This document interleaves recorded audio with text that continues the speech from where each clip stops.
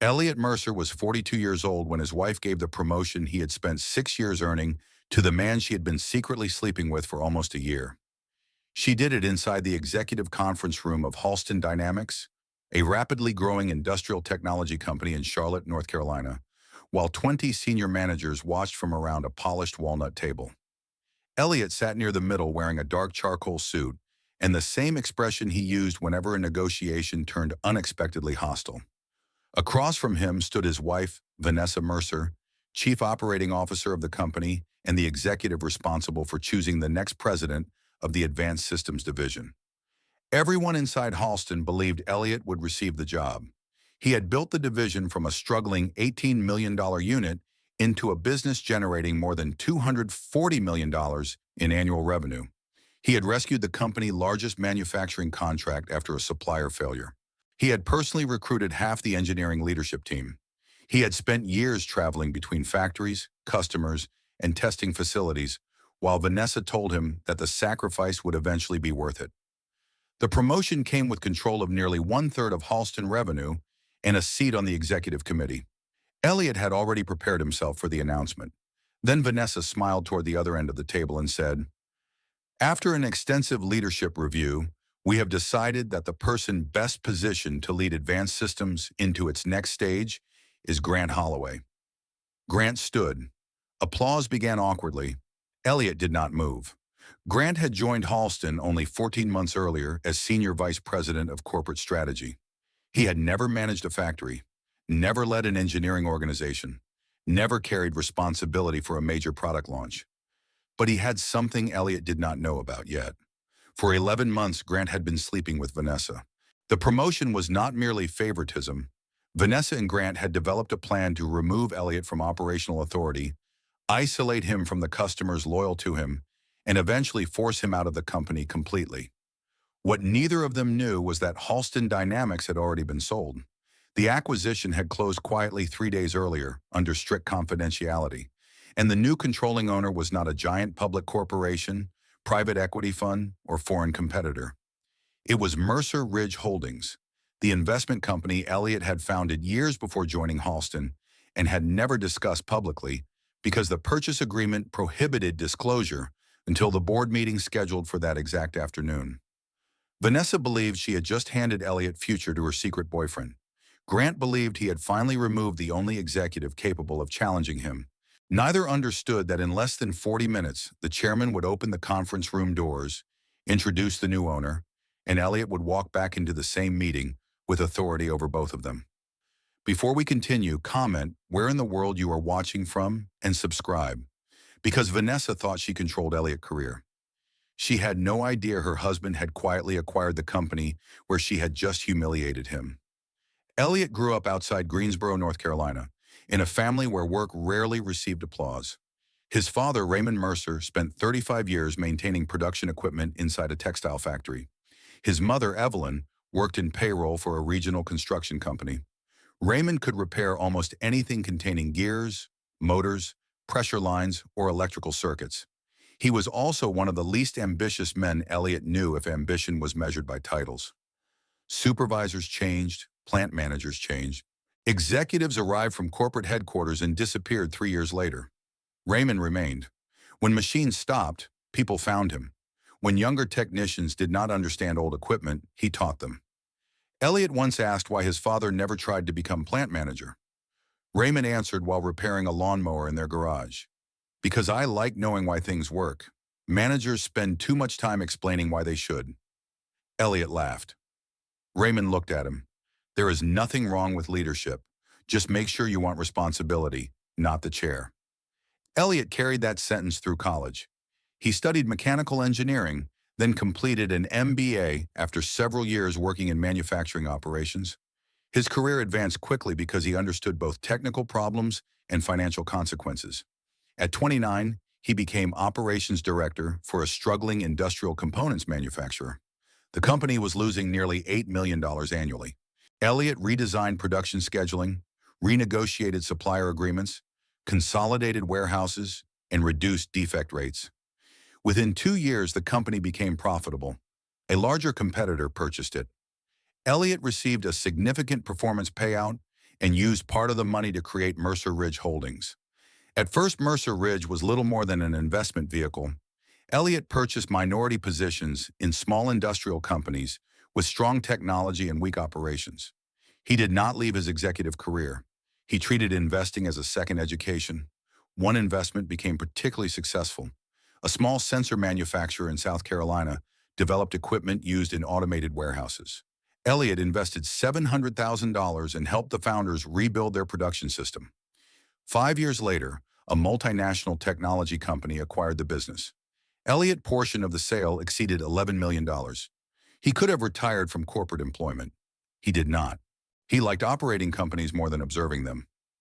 Mercer Ridge continued investing quietly while Elliott accepted a senior role at Halston Dynamics.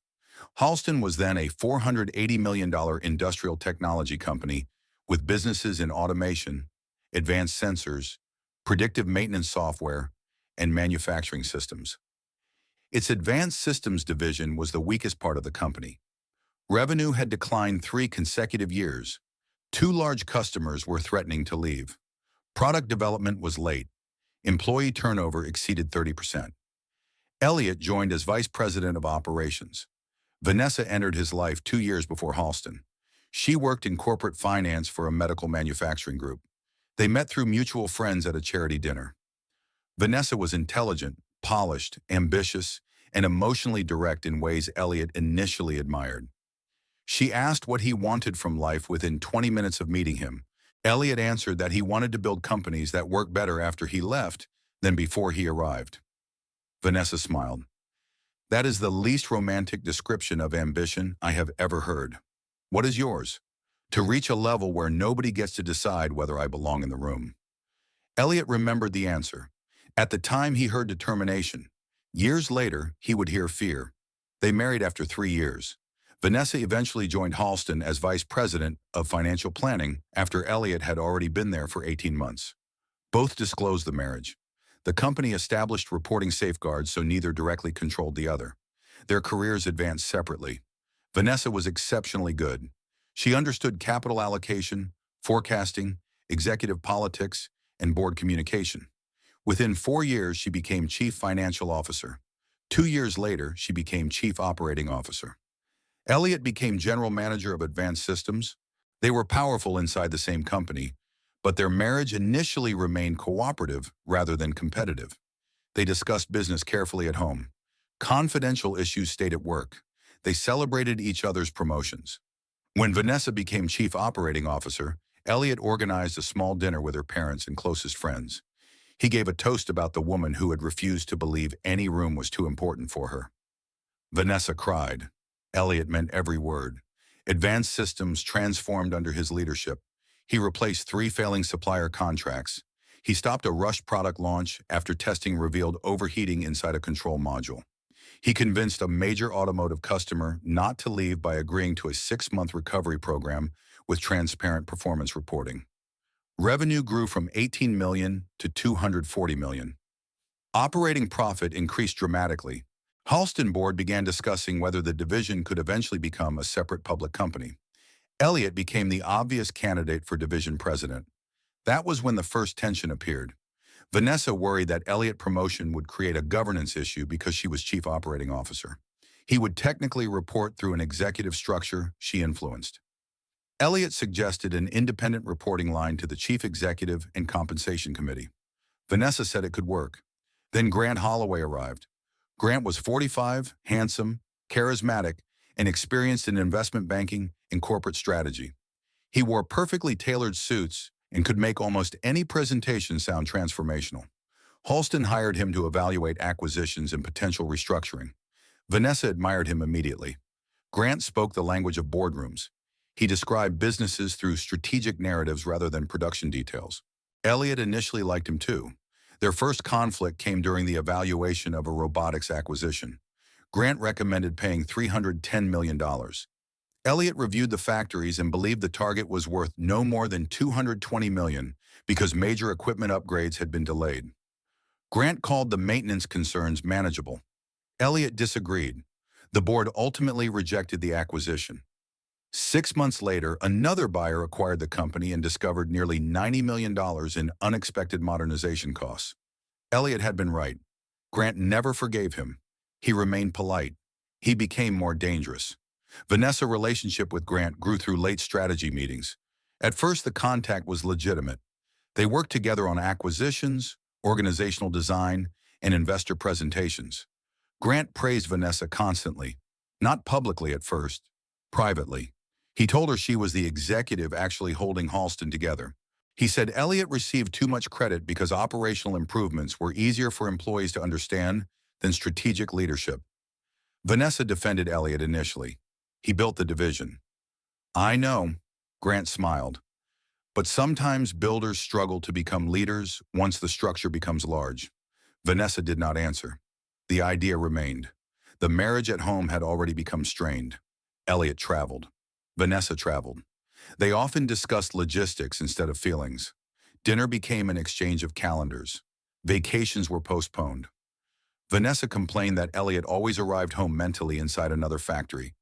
Elliot complained that every conversation about their marriage became a performance review. Then Vanessa started comparing him with Grant. Grant thinks advanced systems should move faster internationally. Grant has relationships with 3 European investors. Grant says we can acquire instead of building everything internally. Elliot eventually said, "You mention him a lot." Vanessa became defensive. "He is responsible for strategy. I know what he is responsible for." "Then what is the problem?" Elliot looked at her. "I am asking whether there is one." There was not yet. 2 months later there was. The affair began after a board strategy retreat in Charleston. Vanessa and Grant stayed behind at the hotel bar after other executives left. They discussed the future of Halston. Grant told Vanessa that she should eventually become chief executive. She laughed. "The board will never choose me while Marcus is there." Marcus Bell was the current chief executive and planned to retire within 2 years. Grant leaned closer. "Marcus will leave. The real obstacle is whether the board believes you can make decisions independent of Elliot." Vanessa frowned. "What does my husband have to do with whether I can run the company?" "More than you think. Everyone knows Advanced Systems is his kingdom. If he becomes division president, people will wonder which Mercer actually runs Halston." The statement hit exactly where Vanessa was vulnerable. She had spent her life afraid of being treated as secondary to a man. Grant made Elliot's success feel like a threat. Later that evening, Grant kissed her. Vanessa stopped him. Then she kissed him back. The affair continued for 11 months. They became careful. Separate hotels when possible. Private messaging. Business travel. Vanessa convinced herself the marriage with Elliot had already ended emotionally. She did not tell him. Grant understood something deeper. If Elliot became division president, his influence with the board would increase dramatically. When Marcus Bell retired, Elliot could become a candidate for chief executive too. Grant wanted that path for Vanessa because her rise would raise him. Their personal and professional interests merged. By the time Halston began formal succession planning for Advanced Systems, Grant had already convinced Vanessa that Elliot should not receive the job. The official candidate list contained 5 names. Elliot scored highest in operational performance, employee leadership, customer retention, and technical knowledge. Grant scored highest in strategic vision and capital markets experience. An outside assessment firm recommended Elliot. Vanessa challenged the methodology. She argued Advanced Systems needed transformation rather than continuity. One independent director asked what exactly required transformation after revenue had increased more than tenfold.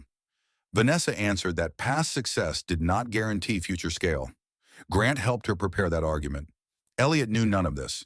He believed the promotion process was legitimate.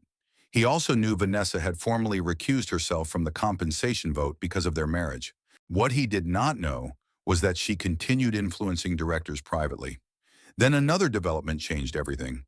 Halston's largest shareholder, private equity group Benton Marsh, decided to sell its 41% stake. Several smaller investors wanted liquidity too. Marcus Bell approached strategic buyers. The process remained secret. Elliot learned through another channel because Mercer Ridge had grown far larger than anyone at Halston understood. Over 15 years, the holding company had accumulated controlling and minority interests in industrial software, logistics, automation, and advanced manufacturing businesses. Its assets were worth more than $900 million. Elliott personally controlled 78%. He kept the company separate from Halston and disclosed only the legally required outside ownership to company counsel when he joined. Because Mercer Ridge had never competed directly with Halston, nobody cared. Vanessa knew Elliott had investments. She believed Mercer Ridge was worth perhaps $10 or $15 million. She had never asked for a complete valuation. They kept most premarital assets separate under a prenuptial agreement, and Elliott Investment Company rarely affected household finances. When Benton Marsh quietly offered Halston for sale, Mercer Ridge received the processed materials through an investment bank. Elliott immediately disclosed his executive position and recused himself from all internal Halston discussions related to a transaction. Mercer Ridge created an independent acquisition committee led by its president, Dana Whitfield. Elliott could not use confidential Halston information obtained through employment. The process became expensive and legally complicated. Mercer Ridge eventually partnered with a pension investment fund and healthcare technology investor. Their offer valued Halston at $1.46 billion. Benton Marsh accepted. The purchase agreement gave Mercer Ridge controlling voting rights after closing. Elliott would become executive chairman but not chief executive. Marcus Bell would remain for at least 12 months. The transaction required secrecy until employee and board notifications. Elliott wanted to tell Vanessa desperately. Lawyers said no. Vanessa was a senior officer of the target company and could not receive non-public acquisition information from him outside the formal disclosure process. Elliott told her only that Mercer Ridge was involved in a major transaction. She barely reacted. Another industrial investment. Yes, big, very. She looked at her phone. Congratulations if it closes. He stared at her. You do not want to know what it is. You cannot tell me anyway. True. Then why ask? She returned to her messages. Elliott noticed the distance. He did not know she was messaging Grant. 3 weeks later, Mercer Ridge signed. The closing was scheduled for Monday morning. Formal company announcement would happen Monday afternoon at a special board and executive meeting. Then Vanessa accelerated the promotion decision. Grant told her that if Elliott became division president before the ownership transition, the new buyer might preserve him in the position. If Grant received the role first, replacing him would appear disruptive. Vanessa pressured the board to finalize the appointment before the sale announcement. Marcus Bell objected. The incoming owner should probably participate. We have been running this process for months, Vanessa answered. Delaying now sends a message that management cannot make decisions. Marcus knew the identity of the buyer. He also knew Elliott role. He was legally prohibited from telling her. He looked at Vanessa for a long time. Are you certain you want the decision today? Yes, Marcus asked again. Completely certain? Yes. He did not interfere. He wanted the governance process documented. Monday morning, Elliott arrived at Halston expecting the ownership announcement at 2 o'clock. At 10:30, Vanessa's assistant invited him to the executive conference room. Elliott assumed the meeting concerned the division succession. He entered and saw Grant already sitting near Vanessa. That was the first warning. 20 senior managers were present. Human Resources Director Celeste Morgan sat beside company counsel. Vanessa began. We have completed the advanced systems leadership process. Elliott listened. She praised all candidates, then announced Grant. For several seconds, he believed he had misunderstood. Grant smiled modestly. Thank you, Vanessa. I know the division has benefited from strong operational leadership, and I look forward to building on that foundation. Operational leadership, Elliott heard the phrase. Grant was already reducing 6 years into a foundation he would inherit. Vanessa looked toward Elliott. We hope you will support Grant during the transition. Elliott asked, was the independent assessment considered? Vanessa's expression tightened. Of course. It recommended me. It was one input. The division leadership team recommended me. Also one input. Marcus Bell remained silent at the far end. Elliott looked toward him. Marcus gave nothing away. Grant spoke. Elliott, nobody is questioning your contribution. Elliott almost laughed. That sentence had become universal corporate language for exactly that purpose. He looked at Vanessa. Did you participate in this decision? I recused myself from the final vote. That was not the question. Silence. Elliott continued. Did you advocate for Grant privately? Vanessa's face hardened. This is not an appropriate discussion for this room. Then the answer is yes. Grant leaned forward. You are emotional because the outcome did not go your way. Elliot turned toward him. I am asking a governance question. If that feels emotional, perhaps you should become more familiar with governance before running a $240 million division. Several executives looked down. Vanessa spoke sharply. Enough. Grant has the position. You will report to him beginning immediately. Elliot stared at her. Report to Grant. Yes. Grant tried to soften it. I value your expertise. I am sure we can create an important role. Elliot leaned back. An important role? Vanessa said. We will discuss structure privately. He understood. The plan was not merely to deny him promotion, it was to reduce him, humiliate him enough that he resigned voluntarily. Elliot felt anger rising. Then his phone vibrated once. A secure message from Dana Whitfield. Closed. Mercer Ridge now owned the controlling interest in Halston Dynamics. Elliot looked at the message, then at Vanessa. Something inside him became very quiet. Congratulations, Grant, he said. Grant smiled. Thank you. Vanessa seemed surprised by his calmness. Elliot stood. I have another meeting at 2. Vanessa frowned. With whom? You will be there. He walked out. Grant watched the door close. That went better than expected. Marcus Bell looked at him. Did it? Grant smiled. He will either adapt or leave. Marcus closed his folder. Vanessa noticed his expression. What? Nothing. You clearly think something. Marcus stood. I think everyone should attend the 2:00 board meeting. He left. Vanessa looked toward company counsel. Why is there a special board meeting? Counsel answered carefully. Ownership transition.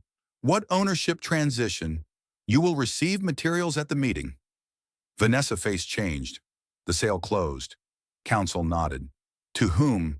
I cannot disclose before the formal session. Vanessa became irritated. I am Chief Operating Officer, and the confidentiality procedure applies to all officers. Grant looked excited rather than worried. Perhaps it is one of the strategic buyers. Vanessa hoped so. She had spent months preparing herself for a new ownership structure. She believed strong investors might accelerate her path to chief executive. At 1:55, senior executives entered the main boardroom. Vanessa sat beside Marcus Bell. Grant chose a chair nearby because he was now division president. Elliot was not there. Vanessa noticed. She whispered to Marcus, Is Elliot joining? Yes. Why? Marcus looked at her. Because he was invited. Board directors entered, then representatives from Benton Marsh, then Dana Whitfield, president of Mercer Ridge Holdings. Vanessa recognized the name vaguely. She had seen it on one of Elliot investment reports years earlier. Grant leaned toward her. Mercer Ridge. Do you know them? Elliot has some connection. What kind? Investment holdings. Small industrial stuff. The doors opened again. Elliot entered beside 2 attorneys and a representative of the pension investment partner. Vanessa stared. Elliot did not sit beside ordinary executives. He walked to the front of the room. Dana Whitfield stood. Good afternoon. As of 11:47 this morning, the acquisition of Halston Dynamics has closed. The investor consortium led by Mercer Ridge Holdings now controls approximately 67% of voting ownership. She paused. Under the new governance agreement, Marcus Bell will remain chief executive during the transition period. Mercer Ridge founder and controlling shareholder, Elliot Mercer, will serve as executive chairman effective immediately. The silence was complete. Vanessa did not move. Grant's face emptied. Elliot took the chair beside Dana. Vanessa stared at her husband. Founder, controlling shareholder, executive chairman. Every phrase contradicted the version of Elliot she had been carrying inside her mind. Grant whispered, What the hell? Vanessa barely heard him. Dana continued explaining the transaction. Mercer Ridge and Partners had committed more than $620 million of new and rollover capital. Debt facilities had been refinanced. Existing employee equity programs would remain. No immediate layoffs were planned. Then Elliot spoke. His voice was calm. Halston does not need destruction. It needs stability, accountability, and investment.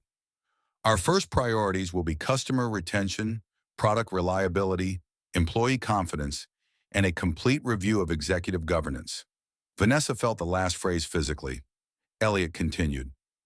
All promotions, restructurings, and material personnel actions completed during the 30 days before closing will be reviewed by the Compensation and Governance Committees. Grant turned toward Vanessa. She went pale. One director asked why. Elliot answered, because any ownership transition creates incentives for management to accelerate decisions before incoming oversight. Standard review protects the company and the individuals involved. Nothing in his language accused anyone. That made it worse. Grant spoke. Does that include the advanced systems appointment made this morning? Elliot looked directly at him. Yes, Vanessa interrupted.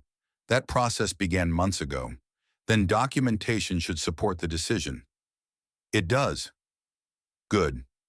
Grant watched them. The tension became obvious. After the meeting, Vanessa followed Elliot into a private office. Close the door, she said. Elliot remained standing. She closed it herself.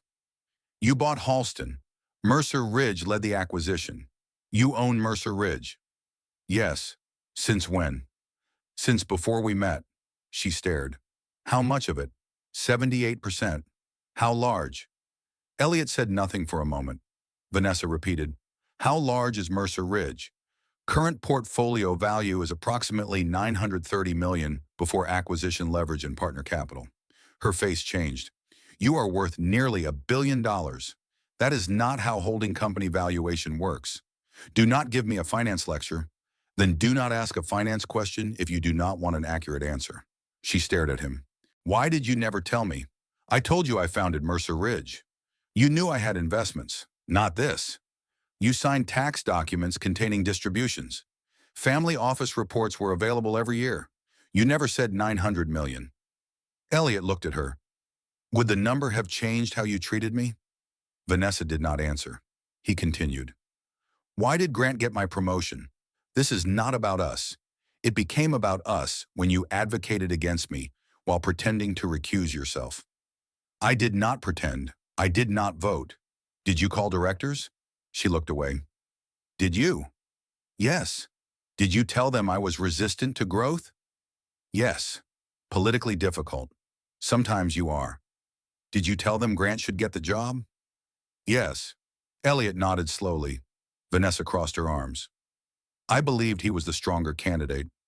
Do you still? She hesitated. That hesitation mattered. Elliot asked another question. Are you sleeping with him? Her entire face changed. It lasted less than a second. Enough.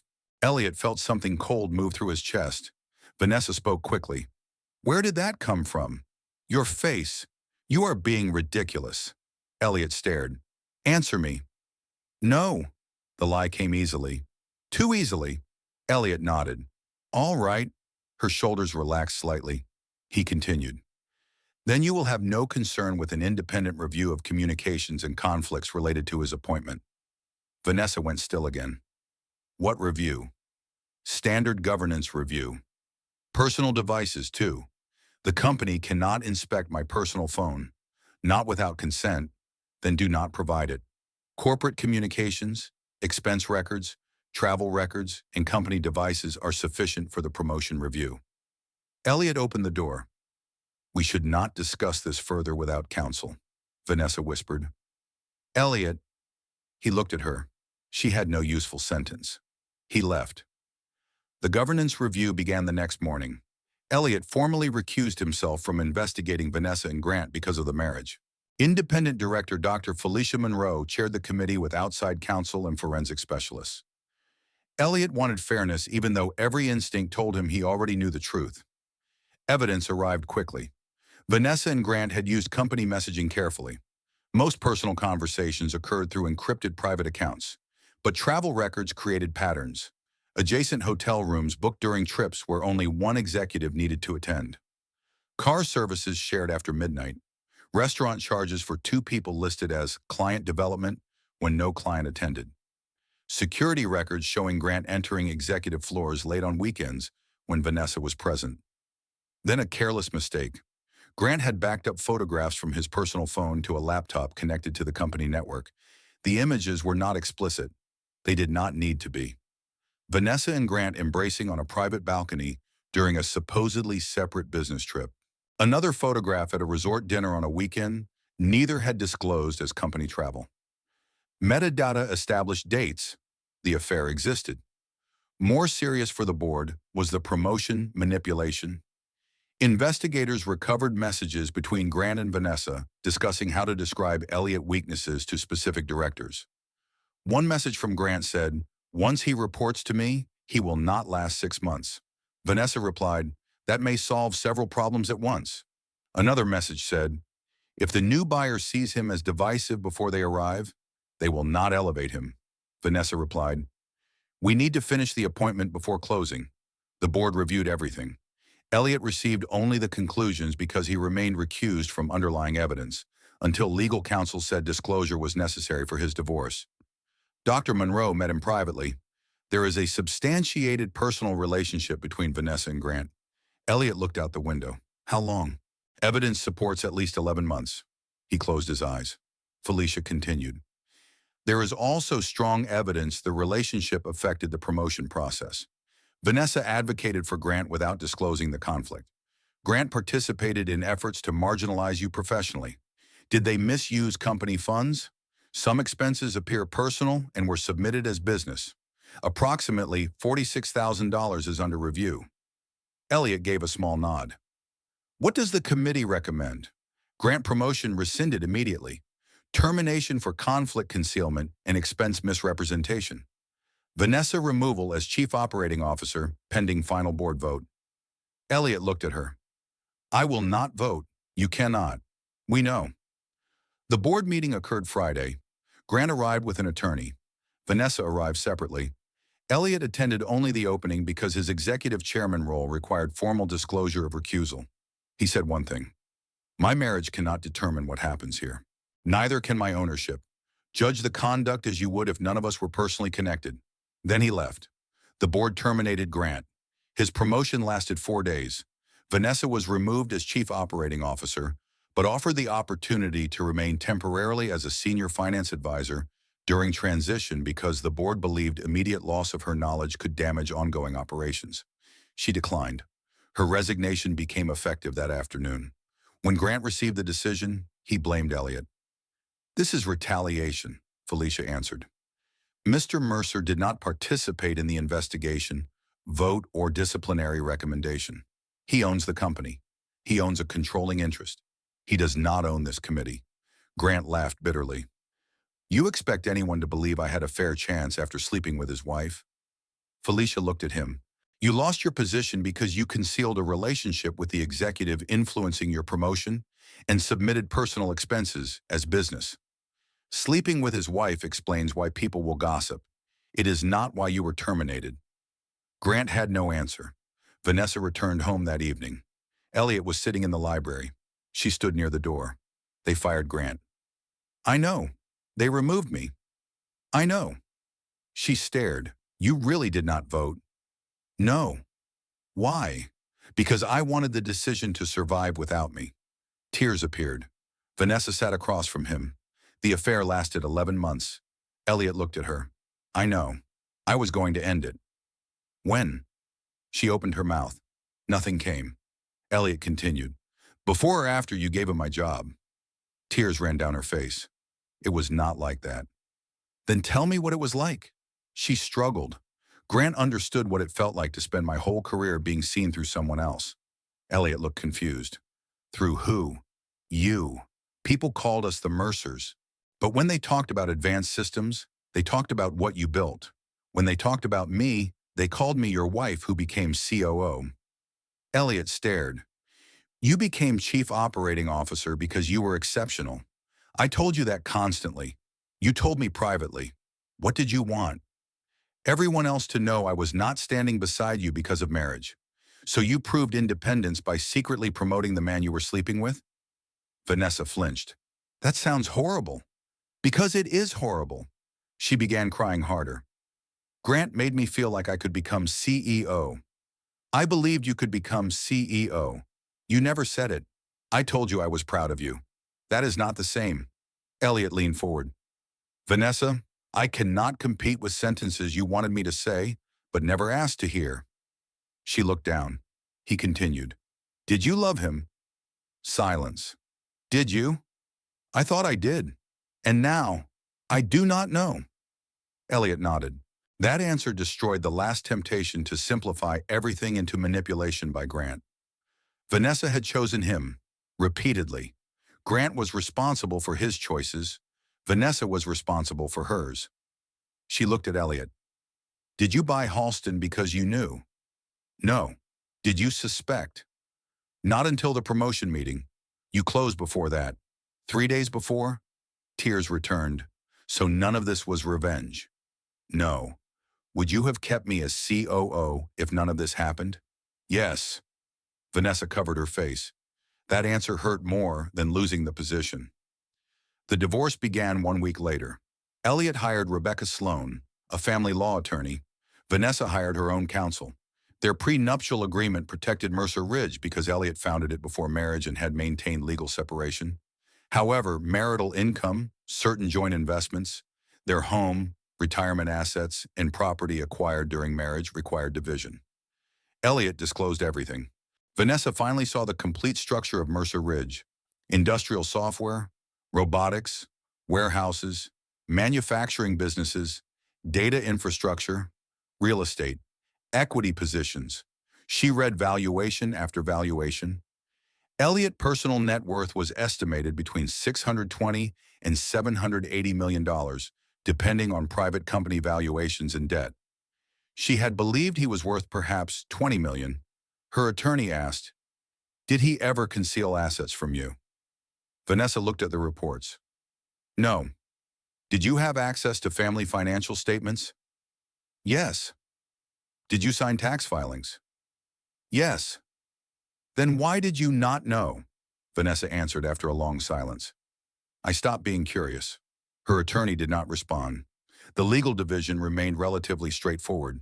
The emotional consequences did not. Vanessa lost her role at Halston and much of her professional reputation. News of the affair never became a public scandal because the company issued only a statement about governance violations and leadership changes. Within executive circles, people understood enough. Several companies considered hiring Vanessa because her operational record was genuinely strong. Boards worried about judgment. She spent months unemployed. Grant joined a consulting firm in New York after losing several opportunities because references raised concerns about conflicts. He contacted Vanessa repeatedly at first. Their relationship collapsed immediately after the board decision. Grant blamed her for not warning him about Elliot ownership. Vanessa stared at him during one final dinner. I did not know. You were married to him. Apparently that does not mean I knew him. Grant shook his head. You made him sound like a corporate operator with a side portfolio. That is what I believed. You never thought to ask how much Mercer Ridge owned. Did you? I was not his wife. The sentence echoed Preston-style cruelty from another life, but here it landed with the same truth. Vanessa left the restaurant. Grant sent another message the following week. She never answered. 6 months after leaving Halston, Vanessa requested a private conversation with Elliot. He agreed because most divorce terms were settled. They met at a quiet restaurant in Charlotte. Vanessa looked different, less polished, not dramatically, simply less protected by the executive identity she had worn for years. Elliot arrived first. She sat across from him. Thank you for coming. You asked. She nodded. I want to apologize without asking you to change anything. He waited. Vanessa continued. I told myself Grant understood my ambition. What he understood was my insecurity. Elliot said nothing. She looked down. I believed I was always being measured against you. Instead of telling you that, I let someone convince me that making you smaller would make me larger. The promotion? Yes. She wiped tears. I knew you were more qualified. Elliot's expression changed. Then why him?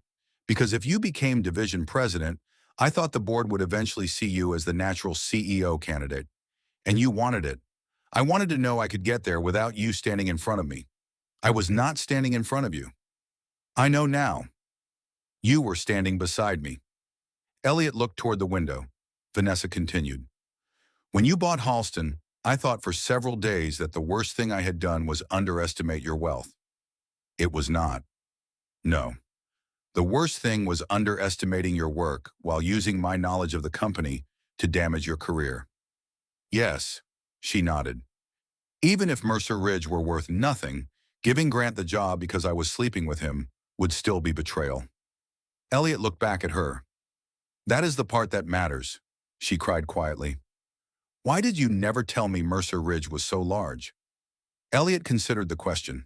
At first because the structure was complicated and the assets were separate. Later because every time I tried to talk about investments, you seemed uninterested. Eventually I became resentful. You could have insisted, I could have. I also liked knowing I had something that did not depend on Halston. Something outside the career where both of us were constantly compared. Vanessa nodded. Did part of you enjoy walking into that board meeting as the owner? Elliot was silent, then answered. Yes. For about 30 seconds. Her mouth trembled into a sad smile. At least you admit it. Then I realized the woman I loved had been working to remove me while sleeping with the man she promoted. The ownership reveal stopped feeling important quickly. Vanessa looked down. Do you think you can ever forgive me? Eventually. Does that mean? No. She looked up. Elliot continued. Forgiveness and rebuilding a marriage are different decisions. Tears returned. I know, do you? I am learning. He nodded. They finalized the divorce the following month. Vanessa received a substantial but fair division of marital assets. Elliot retained Mercer Ridge in controlling ownership of Halston. Neither fought publicly. Neither used the affair for leverage beyond what was legally relevant. Elliot became executive chairman of Halston, but refused to become chief executive. Marcus Bell remained during transition. The board reopened the advanced systems leadership search. Elliot recused himself. This time an independent committee selected Jasmine Porter, an internal engineering executive who had worked beside Elliot for 9 years. She had originally ranked second behind him in the first assessment. Elliot called her after the decision. Congratulations, she laughed. Are you allowed to congratulate me, or is that governance interference? I checked with 3 lawyers. Then thank you. She became one of the best division presidents Halston ever had. Grant had believed leadership belonged to whoever won the room. Jasmine proved it belonged to whoever carried responsibility after everyone left. Halston improved under Mercer Ridge ownership. Elliot approved $180 million in modernization projects across manufacturing and software. He rejected proposals for mass layoffs that investment bankers said could increase short-term margins. Employee retention improved. Advanced Systems crossed $400 million in revenue 3 years later. Vanessa rebuilt separately. After nearly a year away from executive leadership, she joined a smaller manufacturing company as chief financial officer. During interviews, she disclosed the Halston governance issue instead of allowing references to explain it first. One board chairman asked why they should trust her. Vanessa answered, because I learned the difference between believing I deserve authority and believing authority excuses my judgment. She got the job. She never became famous. She became more careful, more direct. She instituted strict relationship disclosure rules even when executives complained they were intrusive. When a senior manager once asked why she cared so much, Vanessa answered, because undisclosed loyalty can corrupt a fair process before anyone notices. She never explained more. 3 years after the divorce, Elliot met Dr. Naomi Bennett at a manufacturing workforce initiative. Naomi ran a nonprofit helping displaced workers retrain for advanced industrial jobs. Their first conversation lasted 20 minutes and contained no discussion of Elliot net worth. During their second meeting, she asked what Mercer Ridge actually owned. Elliot laughed. What? Nothing.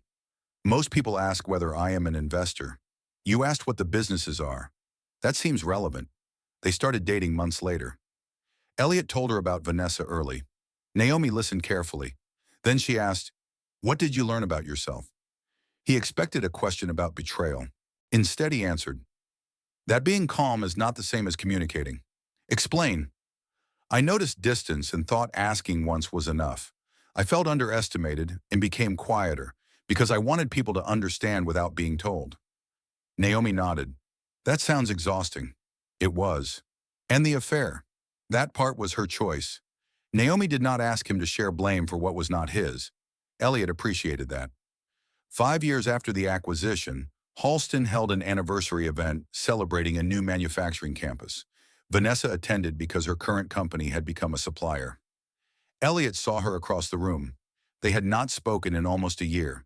She approached during the reception. "Congratulations." "Thank you. The campus is impressive. Jasmine deserves most of the credit." Vanessa smiled. "You still redirect praise." "Sometimes." She looked toward Naomi, speaking with employees near the stage.